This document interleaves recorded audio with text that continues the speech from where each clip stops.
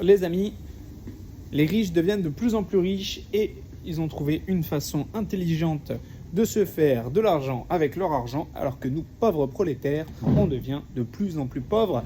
Donc on va évidemment voir comment régler ce problème. Laissez-moi m'asseoir et je vous explique tout ça. La plupart d'entre nous et d'entre vous n'ont pas reçu d'éducation financière et ne savent pas placer leur argent, alors que c'est une super aubaine pour faire de son argent un peu plus d'argent et encore avec les intérêts.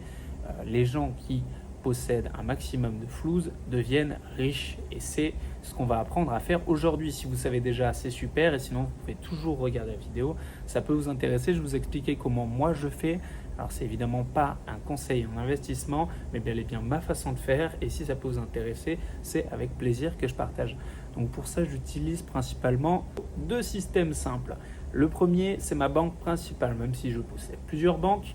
Celle que j'utilise en priorité, c'est Boursorama Banque. À la base, je l'ai téléchargé simplement à cause du parrainage.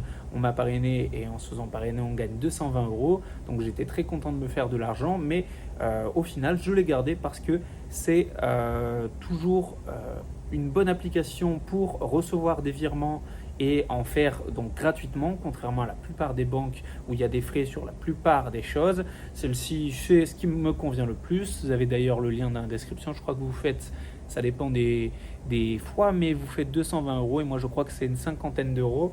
Voilà, ça arrange tout le monde. C'est pas avec ça que vous allez devenir riche, mais ça peut toujours être intéressant.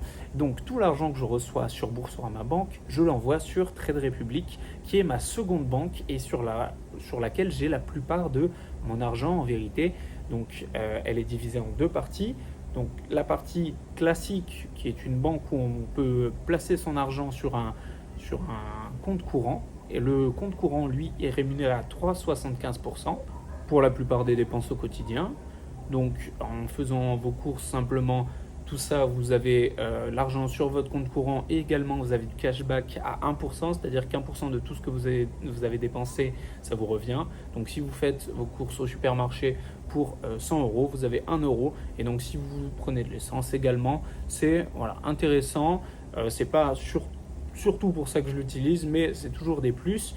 Donc la partie principale de Trade Republic, c'est là où on peut acheter des actions, des ETF et de la crypto-monnaie. Malheureusement, la crypto-monnaie, c'est peut-être pas dans quoi vous devriez investir directement. Si vous en avez, c'est très bien, mais moi je l'utilise principalement pour tout ce qui est ETF et actions, mais principalement actions. Donc le but des actions, c'est d'investir dans des choses dans lesquelles vous croyez, des entreprises qui vous pensez vont grandir et vont prendre de la valeur.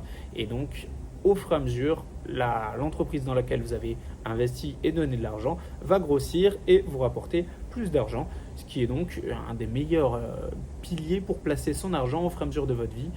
L'intérêt, c'est évidemment de le garder long terme. Donc vous pouvez le reprendre gratuitement, évidemment.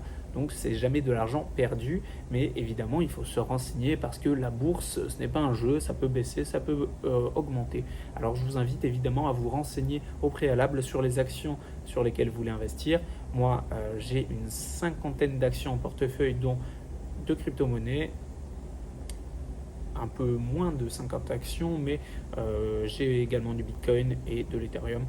Mais voilà, vous utilisez votre argent comme vous le souhaitez, c'est pas un conseil, je le rappelle, mais il faut se renseigner avant d'investir en bourse. Il y a plein de vidéos super intéressantes sur le web si vous voulez vous renseigner. Évidemment, je pourrais faire une vidéo si ça vous intéresse, vous pouvez m'en parler.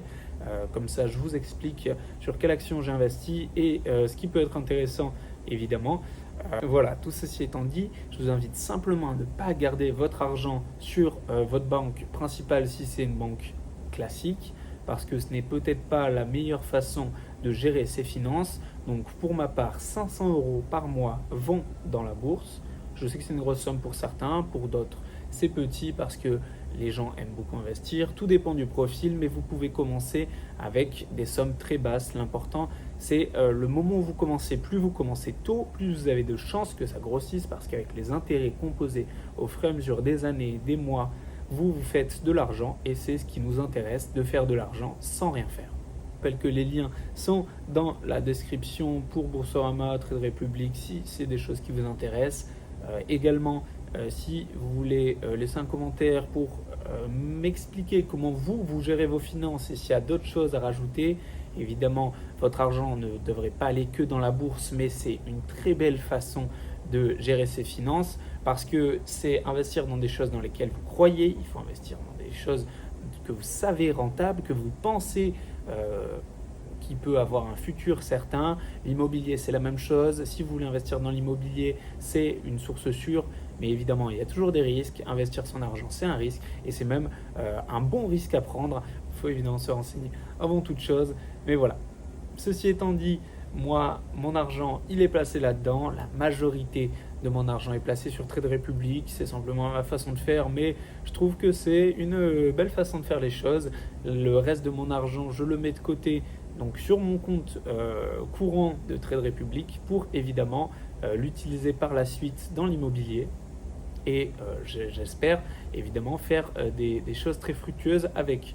Mais voilà, ne gardez juste pas votre argent dans des banques s'il ne vous rapporte rien. Vous pouvez toujours garder de l'épargne au cas où, parce que la vie c'est plein d'imprévus.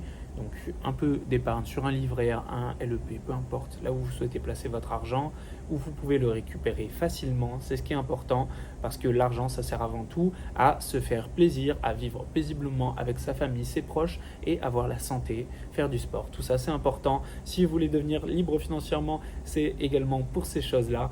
Alors, je vous souhaite de réussir. Si vous en êtes là dans votre parcours, c'est une super chose. Si vous n'avez pas encore mis de côté, je vous souhaite de réussir à le faire.